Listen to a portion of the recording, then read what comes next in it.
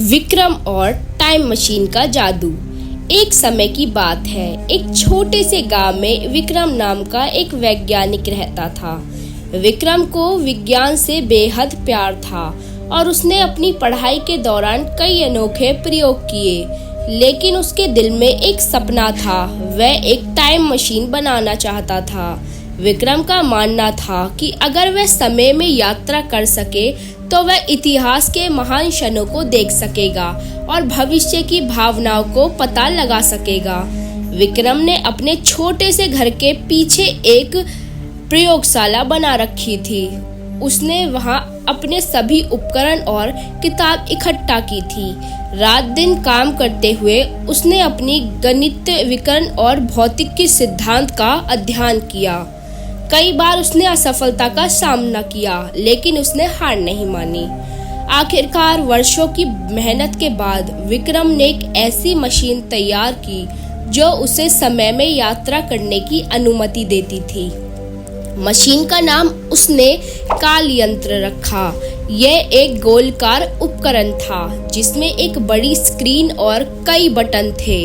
विक्रम ने पहले इसे छोटे छोटे समय में यात्रा करने के लिए तैयार किया ताकि वह किसी भी संभावित खतरे से बच सके। एक दिन विक्रम ने अपने दोस्तों को बुलाया और उसने अपनी टाइम मशीन के बारे में बताया। दोस्तों ने उसकी बातों को हंसी में उड़ा दिया, लेकिन विक्रम ने उन्हें यकीन दिलाया कि वह सच में यात्रा कर सकता है। मैं आज रात 12 बजे अपनी यंत्र का परीक्षण करूंगा, तुम सब आना, उसने कहा। रात का समय आया और विक्रम ने अपनी मशीन को चालू किया। उसने समय को 50 साल पीछे जाने के लिए सेट किया। मशीन ने धड़धड़ाते हुए काम करना शुरू किया और अचानक एक तेज प्रकाश के साथ विक्रम गायब हो गया।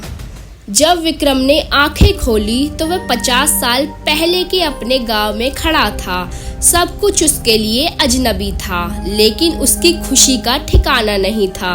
उसने देखा कि लोग बिना किसी तकनीकी उपकरणों के जी रहे थे। वह सब कुछ देखने के लिए उत्सुक था। विक्रम ने गांव के बुजुर्गों से बात की और उन्होंने अपने बचपन के किस्से सुनाए। वह यह जानकर हैरान था कि कितनी चीजें बदली हैं और कितनी चीजें वही हैं। उसने सोचा, अगर मैं यहाँ ज्यादा समय बिताऊं तो मैं अपने इतिहास को और बेहतर समझ पाऊंगा। लेकिन विक्रम ने महसूस किया कि उसे समय पर लौटना है, इसलिए उसने फिर से अपनी मशीन चालू की। इस बार उसने एक और 50 साल आगे जाने का निर्णय लिया। इस बार जब वह लौटा तो उसने एक आधुनिक दुनिया का सामना किया।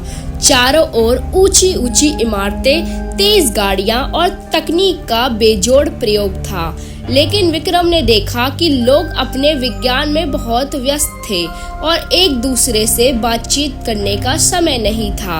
यह देखकर विक्रम थोड़ा उदास हो गया। विक्रम ने सोचा कि क्या वह किसी तरह इस समय के लोग को एकजुट कर सकता है।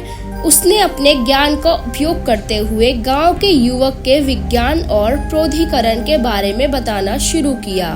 धीरे धीरे लोग उसके आसपास इकट्ठा होने लगे। उन्होंने उससे सीखा और अपने गांव में कई तकनीकों को लागू किया। विक्रम ने कई नए प्रयोग किए और अपनी टाइम मशीन को और बेहतर बनाया। उसने अपने अनुभवों को साझा किया और गांव के लोग उसके ज्ञान से प्रेरित हुए। एक दिन विक्रम ने सोचा, अगर मैं भविष्य में और यात्रा कर सकूं तो मैं क्या देखूंगा। उसने मशीन को फिर से चालू किया और भविष्य की ओर बढ़ा। जब विक्रम ने आंखें खोली तो वह एक अत्याधुनिक शहर में था, जहां सब कुछ स्वचालित था। लोग अपनी आवश्यकताओं के लिए रोबोट का उपयोग कर रहे थे और स्वास्थ्य अत्यधिक उच्च था। लेकिन उसने यह देखकर दुख हुआ कि लोग एक दूसरे से दूरी बनाए हुए थे। विक्रम ने सोचा कि क्या वह लोगों को एक बार फिर जोड़ सकता है।